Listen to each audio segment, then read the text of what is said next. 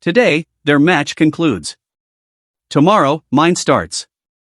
The downpour pounded my corroded Ford like projectiles on metal. Each splash a cue that this cursed village had been fading since the factories shut down. I was up to my arms in motor oil, attempting to revive a fuel mixer that had lost spirit around the time of Clinton's initial presidency when I caught my spouse's tone floating through the workshop pane. Lord, Marcus, he's far larger than Tom.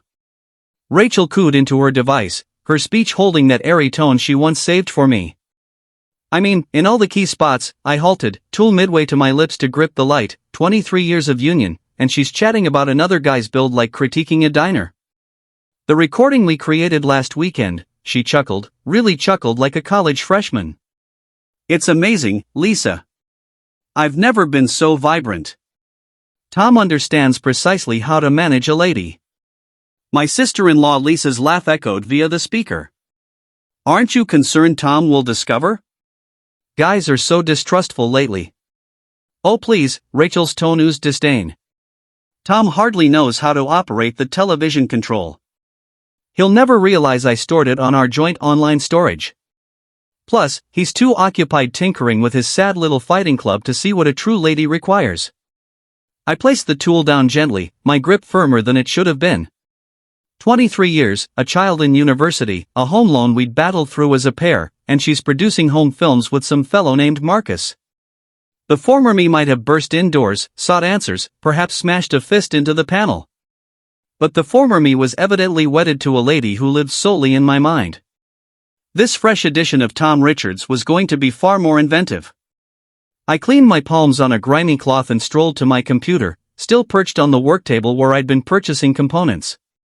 Our household online account launched with a couple of taps. Rachel had demanded we exchange all for openness. The sarcasm did not escape me. There it sat, added 3 days prior, weekend amusement, confidential. I didn't view it. I didn't require seeing my spouse of 23 years being taken by some inheritance handsome lad to grasp the situation. Instead, I performed something far more intriguing. I chose the video document and commenced distributing it. Rachel's legal office email roster, all 47 lawyers, assistants and aides, her university graduate circle, her reading group, her fitness session, the school association distribution where she'd acted as finance keeper for 6 years. Transmit, transmit, transmit, each press felt like delivering a flawless strike, exact, crushing and totally unchangeable. My device vibrated, a message from our offspring Emily at the institution. Father, what's amiss with mother? She's receiving wild notes. I respond, inquire with your mom. She's the specialist on household diversions now. The workshop entrance groaned upward behind me. Rachel's shoes tapped over the cement, pointed and furious. Tom, what on earth did you? She paused halfway, spotting my computer display still shining with her address books. Issue darling, I pivoted to confront her, observing how her executive outfit appeared costly enough to sustain a household for a month. You appear distressed. Her expression had turned pale save for 2 vivid patches of hue on her face. Her device was humming like a mad insect in her polished fingers. You twisted jerk, she murmured. You dispatched my personal recording to all I know. Personal? I chuckled and it emerged harsher than planned. Darling, the instant you opted to feature in a novice mature film while wedded to me, secrecy flew away. I merely assisted you in securing a broader viewership. She darted for my computer, but I closed it fast and clutched it to my torso. Easy now, no reason to become aggressive. Reserve that vigor for Marcus.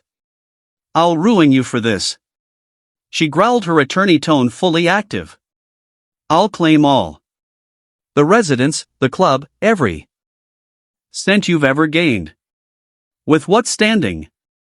I motioned to her still humming device. Tough to act the injured spouse when half the region just observed you being folded over a cooking surface by someone not your spouse. She struck me then firmly enough to cause my hearing to buzz. I didn't recoil. Sense improved? I questioned. Since this is merely the first phase, Rachel. You aim to shame me secretly? Let's observe how you manage it when all are observing. Frank Nowak was awaiting me at Richard's Fighting Club the following dawn, brew in one palm and his device in the other, smiling like he'd hit the jackpot. "Good grief, Tom," he gasped, still chortling. "You shattered the web. My spouse's reading group is in chaos. Half call Rachel a tramp. The rest seek Marcus's contact." I opened the club and activated the overhead lamps. The structure. It's not amusing, Frank. The devil it isn't. He trailed me to the workspace where I began my daily habit of reviewing ledgers and planning. "You aware what they're labeling you on social media? The Avenger of the Defeated? There's a viral image with your visage on a hero's form." My monitor filled with alerts, unanswered calls, texts, "Connection please" from unknowns. I disregarded them all and accessed the club's participant list. 3 withdrawals already, all from spouses in Rachel's social network. "Let me predict," I stated without glancing up, "the honorable women of Riverdale believe I'm a deviant for revealing my spouse's betrayal." "Some believe that." Frank's tone grew grave, "But you'd be amazed how many support Tom. It seems Rachel wasn't as liked as she assumed. Gossip is she's been quite arrogant since becoming associate." The chime over the entry rang and I glanced up to view Marcus Blackwell himself entering my club. He was all I'd anticipated. 6'3", impeccably groomed locks, donning an outfit worth more than many earn in a month. Inheritance etched across his attractive features. "You must be Tom," he stated, offering a groomed palm. "Marcus Blackwell, I believe we should converse."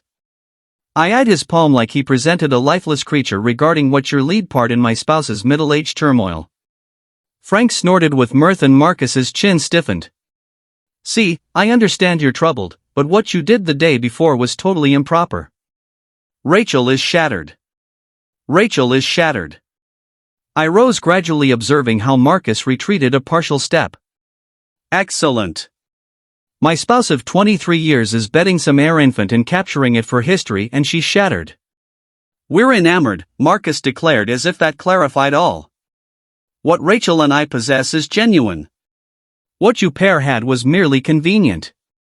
The term convenient struck me like an unexpected blow. 23 years diminished to convenient. "You know what's convenient, Marcus?"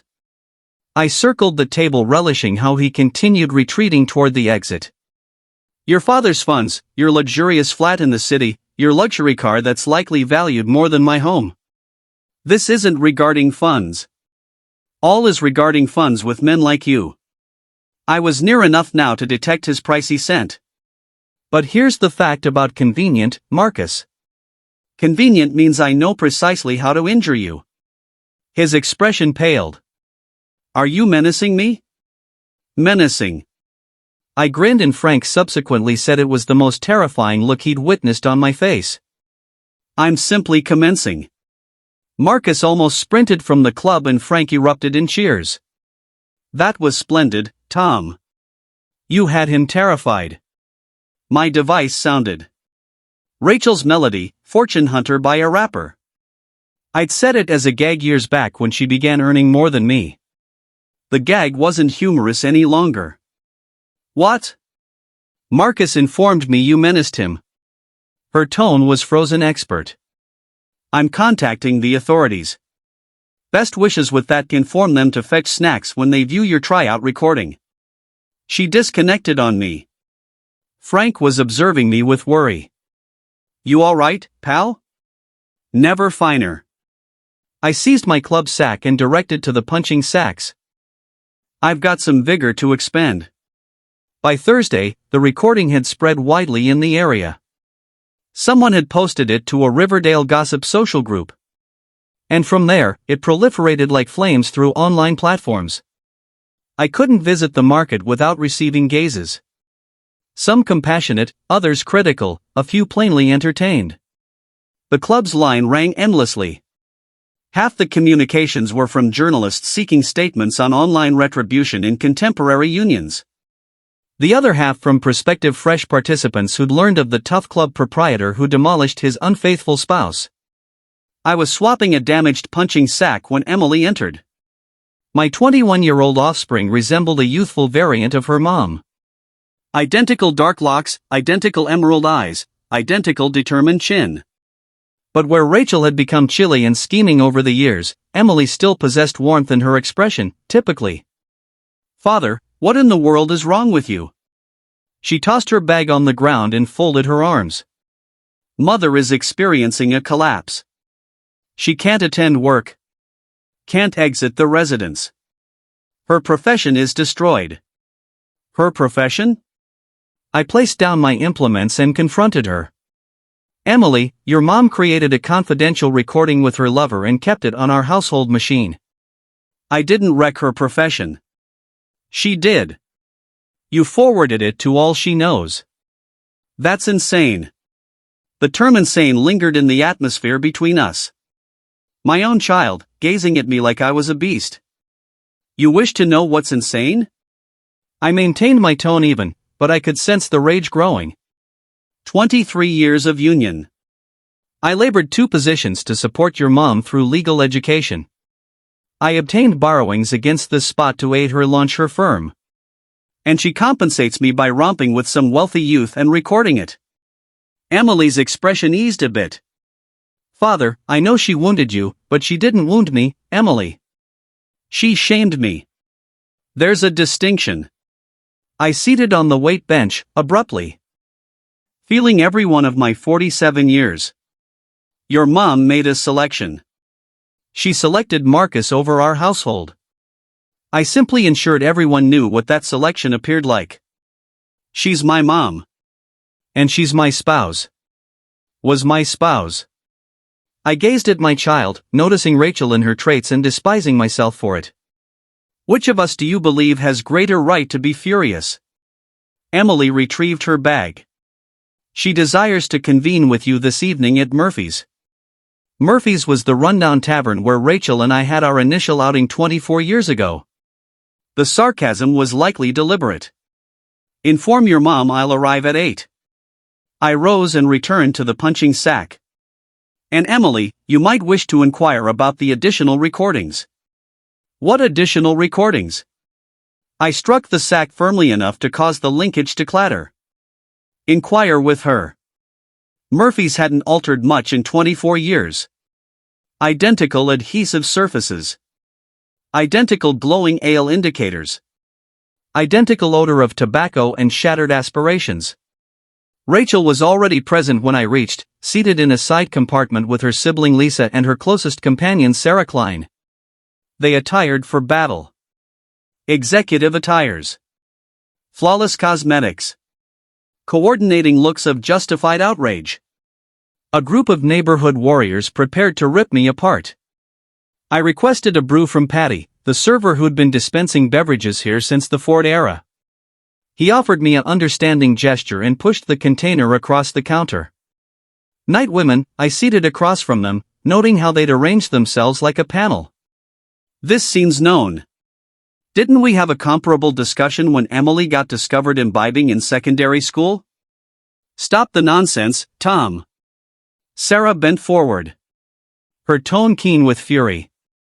"You've wrecked Rachel's existence over an instant of frailty." "An instant?" I chuckled and sipped the brew. "Lisa, didn't you inform me they've been involved for 6 months?" Lisa's expression flushed. "That's not, I never stated, really you did." "The previous afternoon when?" "You phoned to inform Rachel that Marcus's former partner was circulating tales about his capability problems. I accessed my device and browsed my records. Quote, at least you know he's suitable for more than 6 months, unlike his prior 3 connections." The quiet at the table was overwhelming. "You taped my calls?" Rachel's tone was scarcely audible. "I taped all after Tuesday, astonishing what you can discover when you begin noticing." I placed the device on the table. "Did you know Marcus owes his father $200,000 in betting obligations or that he's been betraying you with his fitness coach?" Sarah rose suddenly. "You're fabricating." "Am I?" "Inquire with Marcus about Elena Rodriguez. 24 years old, employed at Prime Health Center. Light-haired artificial chest, operates a crimson sports car that Marcus purchased her last month." Rachel's expression had paled. "How do you know about Elena?" Same method I know about the pale dust Marcus stores in his storage compartment. Same method I know about the other wedded females he's been capturing. I reclined in the compartment relishing their stunned looks. Turns out Marcus has a substantial assortment. You're not even his finest creation, Rachel. I don't trust you, Rachel stated, but her tone lacked assurance. I accessed an image on my device, Marcus and Elena embracing outside a eatery in the city, and pushed it across the table. Captured Tuesday evening, while you were home weeping about your damaged standing, your lover was soothing himself with his alternate scheme. Lisa seized the device, examined the image and swore quietly. Sarah grabbed it from her, stared at the display, and gradually receded. You child of a sorceress, Rachel murmured. You knew about her and you didn't inform me? Why would I? You made your selection, Rachel. You picked Marcus over our union. I'm simply ensuring you receive precisely what you desired. She began weeping then, not the graceful drops of an injured lady, but the unattractive makeup streaking cries of someone whose realm was crumbling. Part of me desired to soothe her, the part that recalled 23 years of joint past, but that part was shrinking daily. What do you desire? Sarah questioned. Funds? The residence? What's it going to require to conclude this? Conclude this? I completed my brew and rose. Women, this is merely beginning. Rachel desired thrill, desired to feel vibrant again. Well, felicitations. You've never been more vibrant than you are currently. I departed them there, 3 mature females sobbing into their goblets, and stepped out into the downpour. Friday dawn brought a legal deliverer to my club, separation documents, protection directive, and a claim for deliberate causing of mental anguish. Rachel was engaging aggressively. Frank perused the documents while I practiced the quick sack, my palms shifting in a pattern that assisted me reflect. She desires the residence, half the club, and $50,000 in compensation, he stated. Plus, she's asserting you're pursuing her and Marcus. Pursuing? I struck the sack firmer. I haven't been within 100 yards of either. She's got images of you at the eatery Tuesday evening, says you trailed them there. I ceased striking and turned to confront him. I was dining with my attorney, identical eatery, sheer chance. Your attorney? Karen Ellis. Top separation lawyer in the area. I smiled at Frank's astonished look. You didn't assume I was entering this without expert assistance, did you? The club entrance opened and Karen herself entered, a keen-featured lady in her 50s who'd established a name demolishing disloyal partners in tribunal. She carried a case and wore the look of a predator who'd detected dread. Tom, we need to discuss. Your spouse's lawyer just phoned with a resolution proposal. Already? The documents were just delivered an hour ago. Karen seated on the seat and opened her case. She's frightened.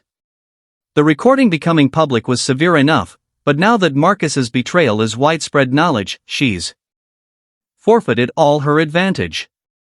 She wants to resolve swiftly and discreetly. What's the proposal? She retains her savings funds and half the residence value. You retain the club and your retirement, no support either direction, and she withdraws the claim. Frank whistled. That's decent, Tom. Superior to what you'd obtain in tribunal. I shook my head, not intrigued. Tom, Karen's tone held a caution. This is a solid agreement. If we proceed to hearing, there's no assurance I don't desire an agreement. I seated across from her. I desire fairness. Fairness, Karen shut her case. This isn't regarding fairness anymore, Tom. This is regarding vengeance, and vengeance is costly. How costly? She stated an amount that made Frank gag on his brew. That's if we succeed. If we fail, you could wind up covering her legal costs plus your own. What if I informed you I had proof that Marcus has been coercing other wedded females, recording proof of him menacing to reveal their liaisons unless they compensated him? Karen's gaze intensified. Do you possess such proof? I accessed my device and displayed her a sequence of messages I'd captured from Marcus's device. Obtaining entry to his profiles had been simpler than anticipated. The identical code he employed for all, including the online repository where he stored his safeguard measures. Heavens, Tom, how did you acquire these? Marcus left his device unsecured at the club Tuesday. I may have lent it for a few moments while he was attempting to frighten me. That's unlawful. Is it? He was in my business location, menacing me. I felt insecure. I examined this one.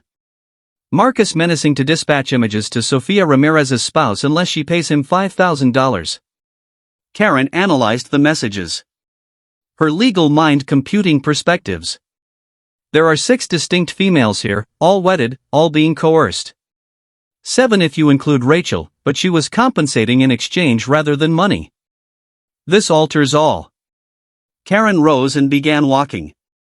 If Marcus is operating Rachel could be viewed as a sufferer instead of a collaborator. Or, I stated gradually, she could be viewed as a partner in crime. Examine the timelines, Karen. Rachel began her liaison 6 months ago. Marcus's coercion plan started 5 months ago. She assisted him spot victims. Frank bent over to view the device. Sacred cow, Tom. Half these females are in Rachel's reading group. Precisely. I stored the device. My spouse wasn't merely betraying me, she was assisting her lover in extorting our friends and neighbors. Karen sat down again, her face stern. Tom, if this is accurate, we're no longer discussing divorce proceedings. This is a criminal scheme. Then I suppose Rachel should have considered that before she chose to record herself being intimate with a blackmailer. The club's entrance swung open again, and Emily walked in. She appeared as though she hadn't rested in days. Dad, Mom wants to speak with you. She says it's urgent. Tell your mother to contact my attorney. She's in the hospital, Dad. That froze me in place. What? She took pills last night, not enough to alarm everyone. Emily's voice trembled. She keeps saying she's sorry, that she never intended for any of this to happen. I glanced at Karen, then at Frank, then back at my daughter. 23 years of marriage, and it had come to this. My wife in a hospital bed, our daughter in tears, and me holding evidence that could send them both to jail. Which hospital? Riverdale General, room 314. I grabbed my coat. Frank, watch the club. Karen, hold off on submitting anything until I return. Tom, Karen called as I reached the door. Be cautious about what you say. Anything could be used against you later. Story of my life, I said, and stepped out into the downpour. Rachel looked frail in the hospital bed, connected to monitors and 4 drips. Her sister Lisa sat in the corner, eyes red and clutching a tissue. They both looked up as I entered. Tom, Rachel's voice was raspy. I didn't think you'd show. Emily asked me to. I stayed near the door, not trusting myself to approach closer. How are you holding up? Like a fool. She tried to smile, but it came out fractured. The doctor says I can go home tomorrow if I agree to see a counselor. Good, you need support. I know. She looked down at her hands. Tom, I'm sorry for everything. Marcus, the recording, the things I said about you, I was angry and foolish and you helped him extort 6 other women? The words struck her like a physical hit. Lisa gasped and dropped her tissue. What are you talking about? Rachel's voice was barely audible. I pulled out my phone and showed her the screenshots. Marcus has been running an extortion racket for months, photos, videos, threats to expose affairs unless the women paid him. And you helped him select the targets. Rachel stared at the phone, her face paling. I didn't know he was, didn't know? Rachel, look at the dates. You introduced him to half these women. You vouched for him at the reading group, invited him to gatherings, ensured he had access to vulnerable, unhappy wives. I thought he was just being sociable. Please, I put the phone away. You knew exactly what you were doing. You were his partner, his recruiter, and when he tired of you, you would have been his next victim. Lisa stood abruptly. I think you should leave, Tom. Actually, I think you should leave, Lisa. This is between me and my wife. Ex-wife, Rachel said softly. I signed the papers this morning. Did you? I sat in the chair Lisa had vacated. That's curious, because according to my attorney, you haven't responded to our counteroffer yet. What counteroffer? I leaned back, savoring the confusion on her face. The one where you admit to helping Marcus extort money from 6 women, testify against him in court, and give me everything in the divorce. In exchange, I don't turn this evidence over to the police. You can't be serious? Deadly serious. You have 24 hours to decide, cooperate with me, or go to jail with your lover. Rachel started crying again, but these weren't the manipulative tears she'd used during our marriage. These were the tears of someone who'd finally realized how deep a pit she'd dug for herself. He said he loved me, she whispered. He said we were going to be together. Marcus doesn't love anyone but himself, and money, mostly money. I stood up. 24 hours, Rachel, choose carefully. I left her there, weeping in her hospital bed, and walked back into the rain. My phone buzzed with messages. Frank, Karen, Emily, even a few journalists who'd somehow gotten my number, but the most intriguing message was from Marcus himself. We need to meet. Tonight, I have something you want. I texted back. Murphy's, 10 p.m., come alone. His reply was instant. Delete those screenshots, and I'll give you something better. I smiled and pocketed the phone. Round 3 was about to start. Marcus was already at Murphy's when I arrived, seated in the same booth where I'd confronted Rachel and her allies 3 days prior. He looked different, anxious, sweaty, his usually flawless hair unkempt. I took the seat across from him. You've ruined my life. His voice quivered with anger. My father disowned me. My business associates are demanding explanations, and the police want to question me about some nonsense extortion charges. Nonsense? I signaled Patty for a brew. Marcus, I have screenshots of you threatening to expose Sofia Ramirez unless she paid you $5,000. How is that nonsense? Those messages are taken out of context. Really? What's the context for pay me or your husband sees the photos? Marcus reached into his coat and pulled out a tablet, placing it on the table between us. I have something better than context. I have leverage. The tablet screen displayed a video file. Tom Richards, Fighting Club, security footage, and my blood ran cold. What is that? Security footage from my property. Tuesday night, when you broke into my car, Marcus's confidence was returning. Slashing tires, dumping rotting fish, urinating on the seats. That's destruction of property, vandalism, and about 6 other charges. I kept my face neutral, but inside I was strategizing. He was right. The video would be damning in court. Here's the deal, Marcus continued. You delete those screenshots, drop the extortion accusations, and convince Rachel to reconcile with me. In exchange, this video disappears. And if I don't, then you go to jail, lose your club, and I still get your wife. He leaned back with a smug grin. Face it, Tom. You're out of your depth here. I stared at the tablet for a long moment, then looked up at Marcus's satisfied face. You know what your problem is, Marcus? Enlighten me. You think everyone else is as foolish as you are. I pulled out my phone and showed him the screen. See this little red dot? I've been recording our conversation for the last 5 minutes. His face paled. You can't. I can't what? Record someone who's trying to blackmail me? Someone who just admitted to having me under surveillance? I stopped the recording and saved it. Marcus, you just confessed to extortion on tape. That recording is illegal. Actually, it's not. Pennsylvania is a one-party consent state.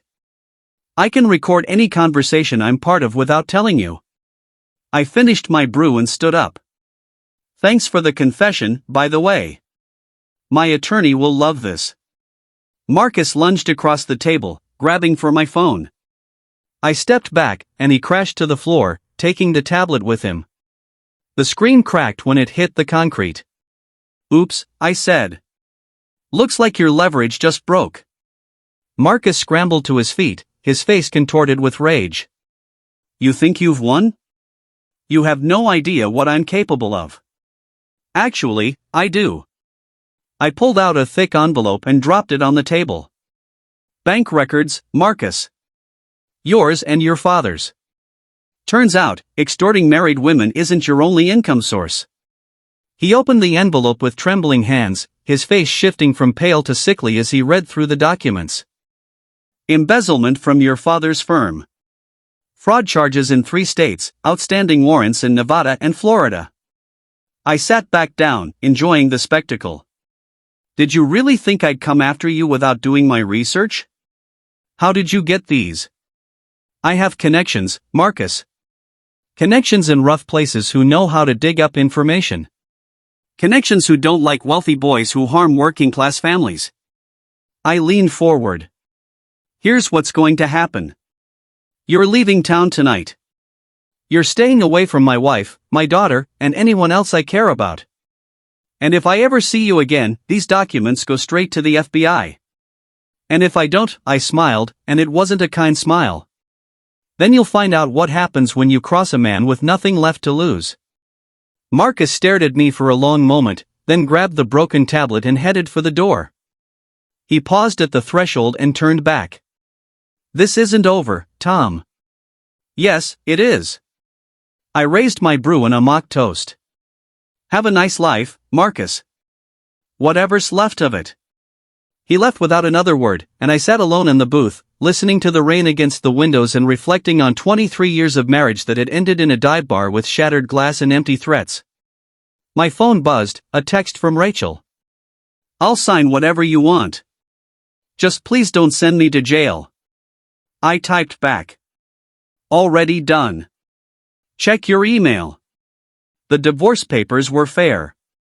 She kept her savings account and half the house value, just as Karen had originally proposed.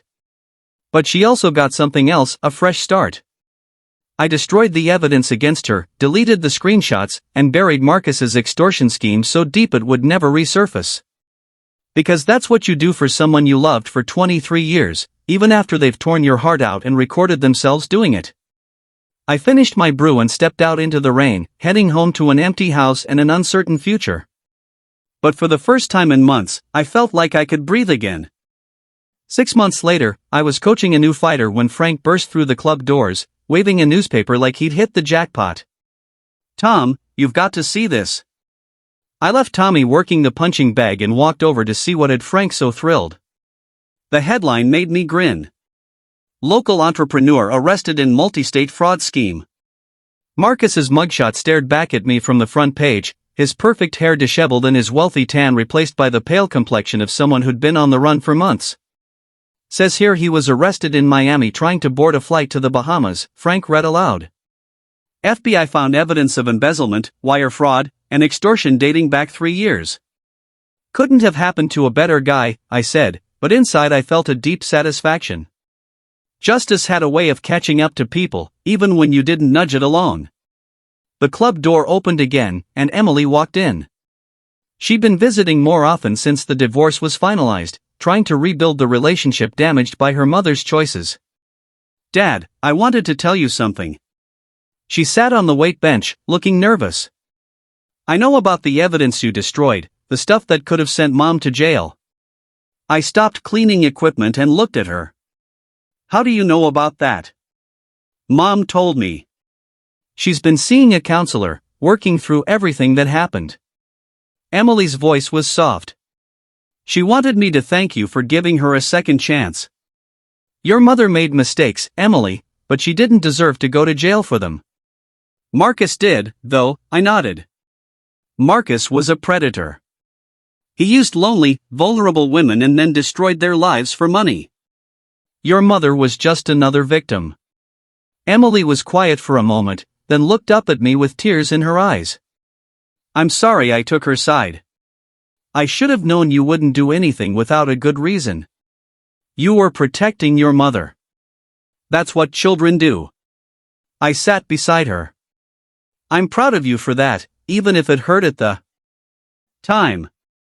Are you ever going to forgive her? I thought about that question, one that had been lingering for months. I already have, Emily. Forgiveness isn't about what she deserves. It's about what I need to move on. Emily's words hung in the air, heavy with the weight of everything we'd been through. Forgiveness wasn't a clean slate, it was a jagged scar that ached when the weather turned. I stood up, clapping her shoulder gently, and returned to cleaning the gym equipment, the familiar routine grounding me in a world that still felt unsteady. The heavy bag swung slightly from Tommy's earlier punches, a reminder that life, like a good fight, kept moving whether you were ready or not. The next morning, the gym was buzzing with more than just the usual clatter of weights and the rhythmic thud of gloves on pads. Frank burst through the door again, this time with a laptop tucked under his arm, his face split by a grin that could have lit up the whole county. Tom, you're not gonna believe this, he said, plopping the laptop on the counter and flipping it open. The internet's eating this up. I leaned over, wiping sweat from my brow, and saw a news article splashed across the screen. Local man exposes extortion ring, becomes unlikely hero. Below the headline was a grainy photo of me, taken years ago at a charity boxing match, my gloves raised in victory. The article detailed Marcus's arrest, painting me as the everyman who'd taken down a predator. Social media was worse memes of me as a vigilante, hashtags like #TeamTom trending locally, and a flood of comments calling Rachel everything from a victim to a villain. Hero, huh? I muttered, shutting the laptop. Doesn't feel like it. Frank shrugged, still grinning. Take the win, man. Membership inquiries are through the roof. We've got 10 new signups this morning, and half of them mentioned your name. I didn't care about the attention, but the gym needed the business. Those cancellations from Rachel's social circle had hurt, and the divorce settlement, fair as it was, left me scraping to keep this place afloat. I nodded at Frank. Put em through the beginner's class. Let's see if they've got heart. As Frank headed to the front desk, my phone buzzed with an unfamiliar number. I almost ignored it, expecting another reporter fishing for a quote, but curiosity got the better of me. Hello? Mr. Richards? This is Detective Laura Hensley, Riverdale PD. Her voice was crisp, professional, but there was an edge to it that made my gut tighten. We need to talk about Marcus Blackwell. I thought he was in Miami, locked up, I said, leaning against the counter. He was. Posted bail yesterday. Skipped town this morning. We think he's back in Riverdale. She paused, letting that sink in. And we have reason to believe he's looking for you. The gym suddenly felt too small, the air too thick. Marcus wasn't the type to let things go, and I'd humiliated him in ways that cut deeper than any punch. What do you want from me? I asked. We want your cooperation. You've got evidence we can use, those screenshots, the recording from Murphy's. Help us build a case, and we can put him away for good. I hesitated. I deleted the screenshots to protect Rachel, buried the evidence to give her a clean slate. The recording from Murphy's was still on my phone, but using it meant dragging everything back into the open, including Rachel's role. I'll think about it, I said finally. Send me your contact info. Hensley's tone sharpened. Don't wait too long, Mr. Richards. Men like Blackwell don't disappear quietly. I hung up, my mind racing. Marcus wasn't just a spoiled rich kid anymore, he was a cornered animal, and those were the most dangerous kind.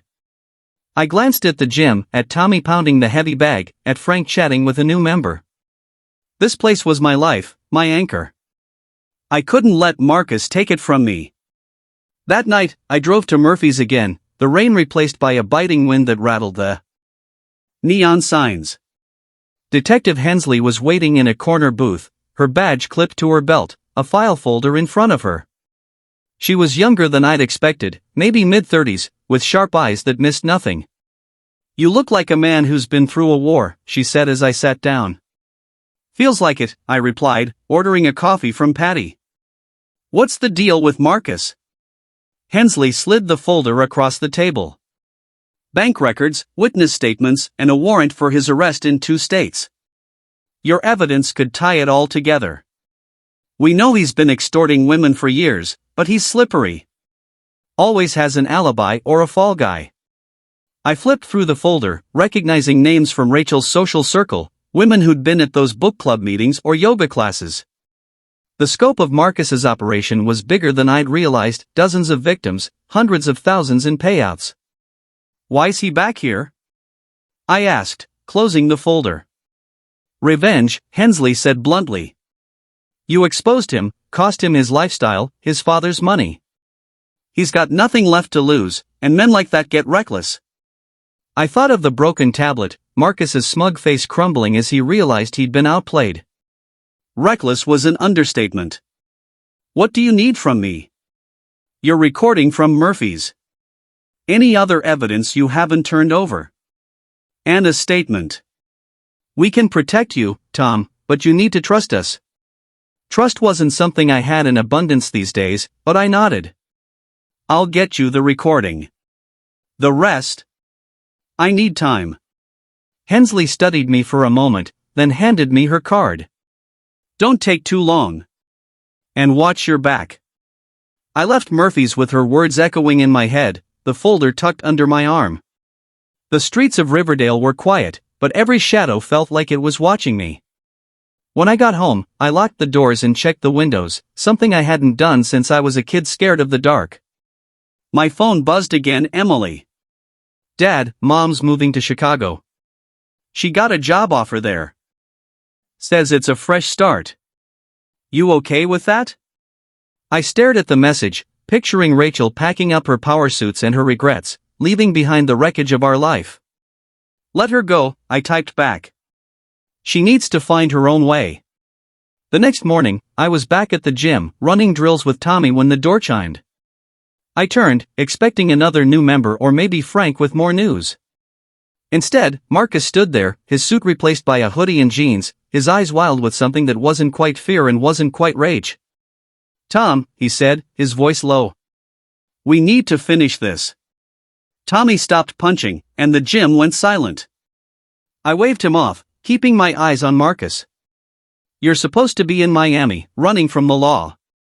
I'm done running. He stepped closer, hands in his pockets, but I could see the outline of something heavy in one of them. You took everything from me. My money, my life, Rachel. You think you're some kind of hero, but you're just a washed-up nobody who got lucky. Lucky? I stepped forward, closing the distance between us. You used my wife, my friends, my town. You don't get to play the victim here. He pulled a knife from his pocket, the blade glinting under the fluorescent lights. You're going to delete that recording, Tom. And you're going to call off the cops. Or I swear, I'll carve up that pretty little gym of yours, starting with you. I didn't flinch. Years of boxing had taught me to read an opponent, and Marcus was all bravado, no control. Put the knife down, Marcus. You're not scaring anyone. He lunged, but I was ready. I sidestepped, grabbed his wrist, and twisted until the knife clattered to the floor. Tommy was on him in a second, pinning him down while I kicked the blade across the room. Call the cops, I told Tommy, my voice steady despite the adrenaline pumping through me. Marcus thrashed under Tommy's grip, spitting curses. You're nothing, Tom. You hear me? Nothing. Maybe, I said, crouching to meet his eyes. But I'm the nothing that beat you. The police arrived 10 minutes later, Detective Hensley leading the charge. Marcus was cuffed and dragged out, still shouting threats that sounded hollow now. Hensley approached me, her expression a mix of respect and exasperation. You've got a knack for trouble, Richards. It finds me, I said, handing her my phone with the recording already queued up. This should help. She took it, nodding. This'll put him away for a long time. You did good, Tom. Not exactly by the book, but good. I shrugged, watching as Marcus was shoved into a squad car. Sometimes you gotta break the rules to make things right. A week later, the gym was busier than ever. New members packed the classes, drawn by the story of the guy who'd taken down a conman single-handedly. Frank was calling it the Tom Richards effect, and even Sophie was starting to smile when she stopped by, bringing coffee and an apology for doubting me. Rachel called once, from Chicago. Her voice was softer, less like the lawyer and more like the girl I'd met at Murphy's 24 years ago. "I'm trying to be better, Tom," she said. "For Emily, for myself. Thank you for not giving up on me." "I didn't do it for you," I said, but there was no venom in my voice. "Take care of yourself, Rachel." I hung up and went back to the gym, where Tommy was landing a perfect combination on the heavy bag. The rain had stopped, and sunlight streamed through the windows, illuminating the worn mats and the dreams we were still building. For the first time in a long time, I felt like I was exactly where I was supposed to be. Don't forget to like, subscribe, and hit that bell icon so you never miss a twist. Stay tuned to Reddit Tales Times for your daily dose of drama, laughs, and unbelievable stories.